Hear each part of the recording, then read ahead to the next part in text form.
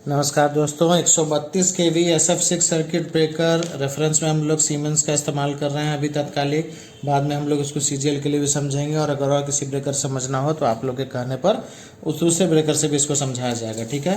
Basically working सबका एक होता है, एक जैसा लॉजिक होता है, बस नॉमेनक्लेचर में थोड़ा डिफरेंस होता है। नॉमेनक्लेचर्स को लेकर हम लोग बहुत ज़्यादा डिस्कस यहाँ पे नहीं कर रहे हैं। नॉमेनक्लेचर में अगर किसी को कुछ कन्फ्यूजन होगा दे मे आस्क मी फ्रीली। ठीक है, there is nothing must to worry about it actually. चलिए, अभी हम लोग ब्रेकर का ट्रिपिंग सर्किट देखे थे। इसके जस्ट पहले ब्रेकर का ट्रिपिंग सर्किट देखे थे इसके पिछले वीडियो में हम लोगों ने। उसमें ट्रिपिंग कॉइल कैसे एनर्जाइज होता है, क्या क्या कंडीशन चाहिए, तो एक एनो कंडीशन चाहिए और एक गैस प्रेशर का कंडीशन। ये क्या 132 केवी एंड अबव के वोल्टेज लेवल के ब्रेकर के लिए चाहिए, 33 केवी के लिए ये भी नहीं चाहिए। ठीक है। इस कॉइल से दो सिग्नल डिराइव होते हैं। एनसी कॉन्टैक्ट से होने वाला प्री क्लोज सुपरविजन जो कि जाता है ट्रिप सर्किट सुपरविजन रिले को, और एनो कॉन्टैक्ट से क्रॉस होकर के आने वाला पोस्ट क्लोज सुपरविजन जो कि अगेन जाता है ट्रिप सर्किट सुपरविजन को। ब्रेकर जब ट्रिप अवस्था में होता है तो ये प्री क्लोज का सुपरविजन वर्क करता है ट्रिप सर्किट सुपरविजन को एनर्जाइज रखने के लिए या फिर अपने कॉइल को सुपरवाइज कराते रहने के लिए। और ब्रेकर जब क्लोज अवस्था में होता है तो ये ओपन हो जाता है, ये दोनों क्लोज हो जाते हैं, कंडक्टिंग हो जाते हैं, तो उस समय पोस्ट क्लोज वाला वर्क करता है। ठीक है, इतनी बातें हम लोगों ने देखी थी। अब क्या है कि ये जो ट्रिपिंग पॉइंट है, जैसा ये TC1 के लिए बनाएंगे तो TC1 का नॉमेनक्लेचर दे देंगे, TC2 के लिए बनाएंगे तो TC2 का नॉमेनक्लेचर दे देंगे। ये कोई बड़ा परेशानी वाला पॉइंट जो है इसमें नहीं होता है। ठीक है ना।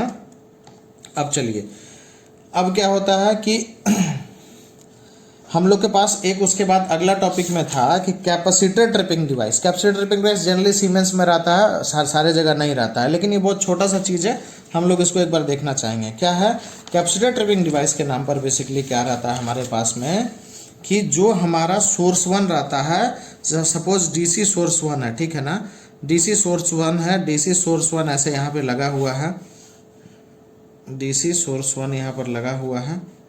ठीक है, सोर्स 1 इसको कह देते हैं। ठीक है, इसको यहाँ ऐसे ले आइए और यहाँ ये कर दीजिए। ठीक है, एक MCB चाहे तो लगा दे यहाँ पर। MCB लगाने के बाद जो है ये सोर्स 1 का पॉइंट निकल गया। ठीक है, 250 वोल्ट DC सोर्स 1 यहाँ पर है। ठीक है, सोर्स 1 है। अब इसी सोर्स 1 से क्या रहेगा, कनेक्टेड रहेगा। एक एक करके सोचते हैं। सोर्स 1 से क्या कनेक्टेड रहेगा भाई, एक क्लोजिंग सर्किट रहेगा। क्या रहेगा, क्लोजिंग, CL लिख देना है, क्लोजिंग सर्किट। एक क्या है, ट्रिपिंग सर्किट रहेगा, ट्रिपिंग सर्किट। ठीक है, अब ट्रिपिंग सर्किट रहेगा, उसके बाद क्या है, इसी तरीके से कनेक्टेड रहेगा क्या, इंडिकेशन सर्किट, IND लिखे, इंडिकेशन सर्किट हुआ। इंडिकेशन सर्किट इधर कनेक्ट मैंने सारे सोर्स 1 से। इसी के साथ साथ में एक सोर्स 2 का बस चलेगा। सोर्स 2 का बस जो है उसको हम कैसे दिखा देते हैं, यहाँ से सोर्स 2 आ गया, ये नीचे चला। ठीक है, और ये यहाँ से सोर्स 2 ऐसे करके इसके साथ साथ चला गया। सोर्स 2 क्या करता है कि ये सब सोर्स 1 से रहेंगे। ठीक है ना, क्लोजिंग, ट्रिपिंग 1, ट्रिपिंग 1 हुआ ये। ठीक है, इंडिकेशन। ठीक है, और उसके बाद जो ट्रिपिंग 2 होगा, ट्रिपिंग 2 TRIP2 वो सोर्स 2 से होगा। ठीक है, बस इतना सा। चलिए, उसके बाद इंडिकेशन वगैरह उसी में हम जोड़ दिए। अब क्या होता है, सबसे लास्ट में जा करके एक कैपेसिटर ट्रिपिंग डिवाइस के बारे में हम लोग जो बात करना चाह रहे थे वो क्या होता है, सबसे लास्ट में जा करके सोर्स 1 जो कि मेनली सारे सर्किट को चला रहा है, उससे क्या रहता है, हमारा एक कॉन्टैक्टर उसके सुपरविजन के लिए जुड़ा रहता है। ठीक है ना, एक कॉन्टैक्टर उसके सुपरविजन के लिए। वो कॉन्टैक्टर भाई कैसे सुपरवाइज कर रहा होगा उसको, वो कॉन्टैक्टर DC सोर्स से एनर्जाइज्ड रह के सुपरवाइज कर रहा होगा, या उसको रिले भी कर लेते हैं लोग। ठीक है, contactor relay basically contact multiplication ही करते हैं। ठीक है, तो इस तरीके से क्या है, सोर्स 1 जो सोर्स 1 का बस कौन हुआ, ये दोनों। सोर्स 2 का बस सिर्फ इतना दूर के लिए है। अब बार बार इस बात पे एम्फेसिस कर रहे हैं कि सोर्स 1 से ही मैक्सिमम चीजें जुड़ी हुई है। क्या क्या भाई, closing circuit, tripping 1 circuit, indication circuit और गैस सुपरविजन सर्किट। ठीक है, ये सारी चीज जुड़ी हुई है। अब क्या है, सोर्स 1 के सुपरविजन के लिए एक कॉन्टैक्टर या रिले लगा हुआ जिसका नाम है K12। ठीक है, अब जब तक सोर्स 1 चालू है, जब तक सोर्स 1 चालू है तब तक K12 को फुल पोटेंशियल मिल रहा होगा।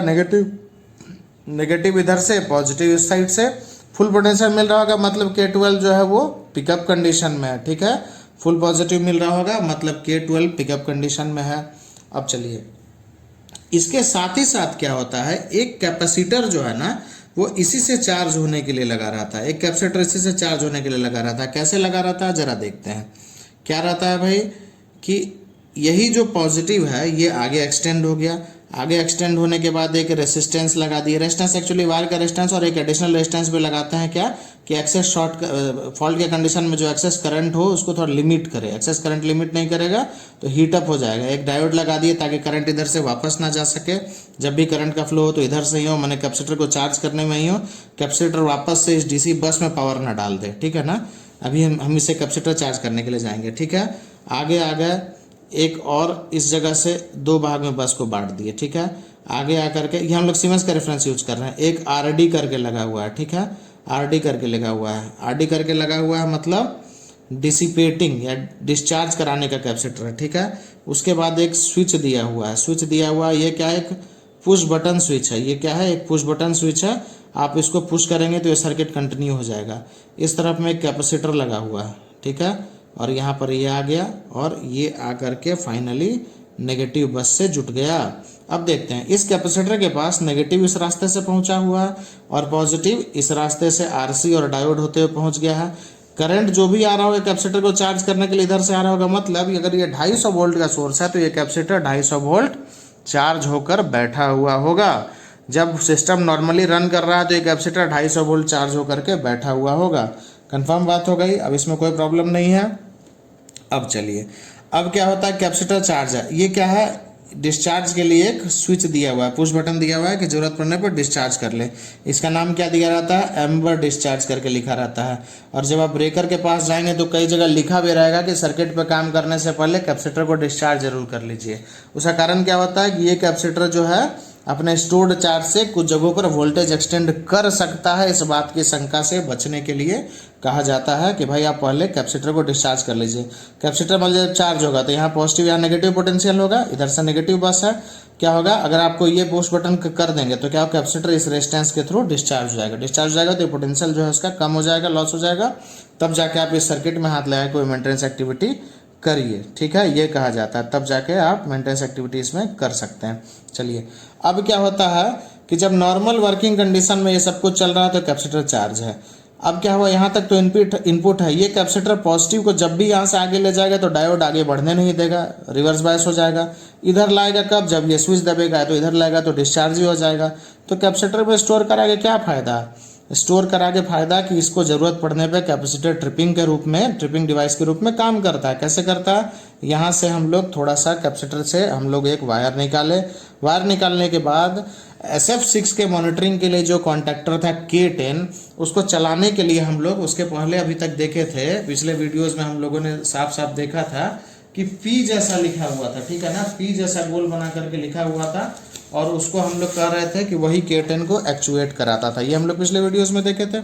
ये P जैसा बना हुआ था, इसका नाम जो है सीमेंस के लिए B4 लिखा रहता है, ठीक है ना, B4। तो ये जो प्रेशर डिवाइस है ये गैस प्रेशर से एक्चुएट होता है, ये प्रेशर डिवाइस से K10 को एक्चुएट कराता है। अगर गैस का प्रेशर कम हो जाए, अगर गैस का प्रेशर कम हो जाए तो ये प्रेशर डिवाइस क्या होगा, ड्रॉप कर जाएगा। जब ये ड्रॉप कर जाएगा तो इसके एनओ से तो ये करिए थे, इसके एनसी का उपयोग हम लोग नहीं अभी तक बताए थे। अब इसके एनसी का उपयोग बनाए तो थे, इसके एनसी का उपयोग नहीं बताए थे। ये एनसी सेकंड स्टेज एनसी था, जो फर्स्ट स्टेज एनसी है उसका उपयोग नहीं बताए थे। अब इसका उपयोग करेंगे। अब यही एनसी को हम लोग यहाँ पे इस्तेमाल करेंगे। यहाँ पर हम ऐसा ही एक एनसी जो है, एक एनसी जो है यहाँ पर हम ऐसा ही लगा दिए, एक एनसी कॉन्टैक्ट यहाँ पर लगा दिए। और किसका एनसी हो गया, ये B4 का एनसी हो गया। हम चाहें तो इसमें ऐसे करके डैश करके जो P से घेर के दिखाते थे कि प्रेशर डिवाइस है वो भी दिखा दिए, ठीक है। ये एनसी हो गया। अब ये क्या करेगा, नॉर्मल कंडीशन में इधर से जब करंट आते रहेगा तो कैपेसिटर चार्ज होते रहेगा। जिस समय सोर्स 1 फेल कर जाएगा, ठीक है ना, जिस समय सोर्स 1 फेल कर जाएगा तो क्या होगा, ये कैपेसिटर इधर से चार्जिंग लेना बंद करेगा। तो कैपेसिटर का पॉजिटिव वोल्टेज इधर आएगा, यहाँ तक जाएगा, रिवर्स बायस नहीं जा पाएंगे। इधर आएगा, जब तक ये बटन क्लोज नहीं होगा तो रेजिस्टेंस से डिस्चार्ज नहीं हो पाएगा। इधर आएगा तो जब तक B4 मतलब प्रेशर डिवाइस ड्रॉप ना हो जाए, ड्रॉप ना हो जाए मतलब गैस प्रेशर कम ना हो जाए, तब तक यहाँ से भी नहीं जा पाएगा। मतलब गैस प्रेशर के कम होने का इंतजार होगा, ठीक है। गैस प्रेशर का कम होना मतलब अनहेल्दी सिचुएशन, ठीक बात नहीं है। तो उस समय का इंतजार होगा। ये बस आगे जाएगा, ये इसका ट्रिपिंग बस बेसिकली बनेगा, ये आगे जाएगा और जो ट्रिप सर्किट 1 की हम लोग बात कर रहे थे, तो ट्रिप सर्किट 1 में हम लोग एक रिमोट ट्रिपिंग का पॉइंट ले रहे थे, एक रिमोट ट्रिपिंग का पॉइंट ले रहे थे। अभी हम लोग जस्ट जो इसके पहले देखे हैं उसमें क्या देख रहे थे, रिमोट ट्रिपिंग का। किस पॉइंट की बात हो रही है, इसी पॉइंट की बात हो रही है, ठीक है। इसी पॉइंट से आ करके एक एनसी जुटेगा K12 का एनसी, ठीक है। और दूसरा एनसी जुटेगा किसका, इसी पॉइंट से आकर के एक एनसी K12 का, और दूसरा एनसी किसका जुटेगा, B4 का। इसको हम चाहें तो ऐसे करके P से घेर करके स्विच के रूप में दिखा भी सकते हैं कि गैस प्रेशर एक्चुएटेड स्विच है B4 का। और उसके बाद ये कहाँ जाएगा, ये जाएगा कैपेसिटर में, कैपेसिटर का पॉजिटिव इधर नेगेटिव इधर, और ये चला जाएगा नेगेटिव बस में, ये चला जाएगा नेगेटिव बस में, परमानेंट नेगेटिव है, ठीक है ना। इसी कैपेसिटर के बगल में जो है हमारा डिवाइस था, क्या क्या था, ये रेजिस्टेंस क्या था, RD, और इसके बगल में क्या था हमारा, एक प्रेशर, एक डिस्चार्ज का स्विच, ठीक है, एक डिस्चार्ज का स्विच, और ये आके यहाँ पे नेगेटिव इससे जुड़ा हुआ था, ठीक है, यही था। अब क्या है, ये जो पॉजिटिव है, ये जो पॉजिटिव यहाँ से चला, ये पॉजिटिव पहले देखा कि गैस प्रेशर डाउन है क्या, तो गैस प्रेशर डाउन है कि नहीं डाउन है ये देख लेगा इससे, ठीक है। और उसके आगे जब चलेगा, इधर जब चलेगा ये, तो इधर चलने के बाद ये क्या देखेगा, रास्ते में K12 का एनसी देखेगा। दोनों पेज पर सेमी सर्किट बना रहे हैं, कंफ्यूज मत करिएगा। K12 का एनसी देखेगा। K12 का एनसी कब आएगा भाई, जब ये DC सोर्स 1 फेल हो जाए। जब DC सोर्स 1 फेल हो जाएगा तो उस कंडीशन में क्या होगा, इसके बीच में सोर्स 1 से ही हमारा एक और डिवाइस रहता था P से, P का NO से, जो ये P बनाते थे या B4 लिखते थे, इसके NO से एक और डिवाइस रहता था क्या, K10, जो K10 हम लोग पढ़े थे अभी तक, ठीक है। K10 को नेगेटिव किससे मिल रहा था, सोर्स 1 से मिल रहा था। पॉजिटिव कहाँ से मिल रहा था, सोर्स 1 से मिल रहा था। कब मिल रहा था, जब B4 पिकअप हो जाए। अब अगर K12 ड्रॉप हो गया है, B4 पिकअप हो जाएगा तो K10 पिकअप रहेगा ना, ठीक है, इतना में कोई दिक्कत नहीं। B4 कब पिकअप होगा, जब गैस प्रेशर ठीक होगा तब। अब अगर K12 जो कि सोर्स 1 को सुपरवाइज कर रहा है, ये ड्रॉप हो गया, मतलब सोर्स 1 का लॉस हो गया, आइदर नेगेटिव और पॉजिटिव। सोर्स 1 का अगर लॉस हो गया तो ये K10 पिकअप नहीं रह पाएगा। जब ये K10 पिकअप नहीं रह पाएगा तो वैसे कंडीशन में क्या दिक्कत हो सकती है भाई, वैसे कंडीशन में दिक्कत ये हो सकती है कि K10 जब पिकअप नहीं हो पाएगा, वैसे कंडीशन में क्या दिक्कत हो सकती है कि गैस प्रेशर मॉनिटरिंग का जो इंटरलॉक्स है वो काम नहीं करेगा। गैस प्रेशर मॉनिटरिंग का जो इंटरलॉक्स है वो काम नहीं करेगा। उसका नतीजा क्या होगा कि गैस प्रेशर कम भी हो जाएगा सिस्टम में तो भी जो है क्या होगा, उसका नतीजा गैस प्रेशर अगर सिस्टम में कम भी हो जाए तो भी ब्रेकर चलते रह जाएगा, जो कि ब्रेकर के लिए सेफ बिल्कुल ही नहीं है। तो अगर K12 ड्रॉप कर गया, मतलब DC सोर्स 1 फेल कर गया, तो ये कंडक्शन में आ जाएगा एनसी इसका। और साथ ही साथ अगर प्रेशर भी कम हो गया तो ये कैपेसिटर का वोल्टेज क्या करेगा, यहाँ से निकलेगा, प्रेशर कम होने पे B4 को पार कर जाएगा, सोर्स 1 फेल होने पर K12 को पार कर जाएगा। K12 की चर्चा क्यों हुई, चूंकि सोर्स फेल जैसे ही करेगा सोर्स 1 फेल तो K10 भी ड्रॉप कर जाएगा, ठीक है। अब हो जाए K10 ड्रॉप कर जाएगा तो इसका सिग्नल नहीं मिल पाएगा और ब्रेकर जो चल रहा है उसका ट्रिपिंग वगैरह नहीं हो पाएगा, प्रोटेक्शन ट्रिपिंग नहीं हो पाएगा, चाहे डिजायर ट्रिपिंग नहीं हो पाएगा। तो ये जा करके कहाँ पे मिलेगा, ये जा करके ट्रिप सर्किट 1 को डायरेक्टली कमांड दे देगा कि अभी के अभी ट्रिप करो, DC सोर्स 1 फेल है जिसके चलते K10 का मॉनिटरिंग जो सिस्टम है वो फेल कर चुका है, ठीक है, तो अभी के अभी ट्रिप करो। अब ये डायरेक्टली कमांड देने का मतलब देखते हैं यहाँ से। चलो, कैपेसिटर पॉजिटिव यहाँ से दिया, V4 का कंडीशन को पार किया, एनसी को, माने प्रेशर कम हो चुका है, अनसेफ है। K12 के एनसी को पार किया, माने सोर्स 1 का सुपरविजन जो है वो फेल कर चुका है, माने सोर्स 1 का लॉस हो चुका है। फिर यहाँ पर आएगा ट्रिपिंग कमांड, माने ये पॉजिटिव यहाँ पर आएगा और उसके बाद जो है यहाँ से जाना चाहेगा ट्रिप कॉइल को ट्रिप कराने के लिए। लेकिन जब K12 फेल है तो K10 भी तो फेल होगा। K10 फेल होगा तो ये जो NOC बना रहता है नॉर्मल कंडीशन में पिक होकर के, वो तो NO ही रह जाएगा। अब इसका मतलब कि ये यहाँ से पार ही नहीं होने देगा। तो जो हम बार बार कह रहे हैं कि डायरेक्ट ट्रिपिंग देगा, ये डायरेक्ट ट्रिपिंग उसको नहीं दे पाएगा। इसका मतलब इसको जो ला करके यहाँ पे जोड़ा गया ये गलत है, इसको जो लाकर जोड़ा गया यहाँ पर गलत है। इसको क्या किया जाएगा, K10 को पार करा करके सीधा यहाँ जोड़ दिया जाएगा, मतलब चूंकि K10 फेल कर चुका है उसी के लिए अरेंजमेंट है, तो K10 को क्रॉस करा के यहाँ जोड़ दिया जाएगा और ये सीधा यहाँ से ट्रिप कॉइल को चला जाएगा और ब्रेकर को ट्रिप करा देगा। ठीक है, बिल्कुल आसानी से मेरे ख्याल से बात समझ में आ गई होगी।